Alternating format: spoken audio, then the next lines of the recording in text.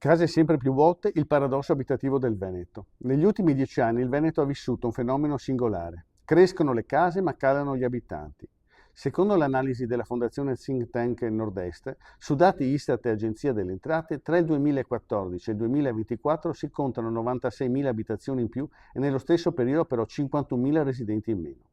Nel solo territorio della città metropolitana di Venezia, oltre il 57% dei comuni ha registrato una riduzione della popolazione e contemporaneamente un aumento del patrimonio abitativo. Questo significa che le case non mancano, ma spesso restano vuote, obsolete o fuori mercato. Il fenomeno è legato al calo demografico, all'invecchiamento della popolazione e alla frammentazione dei nuclei familiari, ma anche alla difficoltà economica di ristrutturare edifici ormai datati. In molti comuni del veneziano la quota di abitazioni non occupate supera il 15-20%. Nei centri del Basso Piave e del sud della provincia, come Cavarzere, Cona, None Veneto, Gruaro e Cinto, Caomaggiore, si toccano punte tra il 20% e il 24% di case vuote. Nell'area più dinamica, come Mestre, Spineo o Marcon, i valori scendono sotto il 10%, ma restano comunque significativi. E questo dato è chiaramente un dato che fa pensare anche per chi deve amministrare. Il problema quindi è anche qualitativo. Il 61% delle abitazioni non occupate è stato costruito prima del 1980 e quasi il 75% degli edifici veneti si colloca ancora nelle classi energetiche D e G. Si tratta quindi di un patrimonio energivoro e poco adatto ai bisogni attuali, ma che rappresenta una grande riserva di rigenerazione urbana.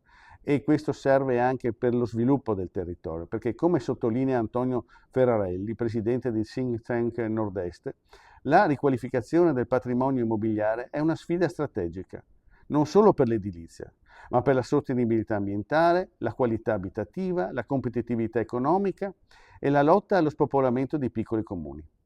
Quindi rimettere in circolo gli immobili inutilizzati, soprattutto in aree a forte domanda di lavoro stagionale o industriale, significa dare case ai lavoratori, ridurre il consumo di suolo, favorire la residenzialità stabile e rilanciare l'economia locale. E noi soprattutto dobbiamo puntare su case per i medici per far tornare appunto i medici a Venezia. Questo è un obiettivo. In sintesi, il Veneto non ha solo un problema di qualità, ma di valorizzazione del patrimonio esistente. Le priorità oggi sono riqualificare, efficientare e rigenerare, non costruire ancora. Solo così le case vuote potranno tornare a essere case abitate e i territori che si svuotano potranno tornare a vivere.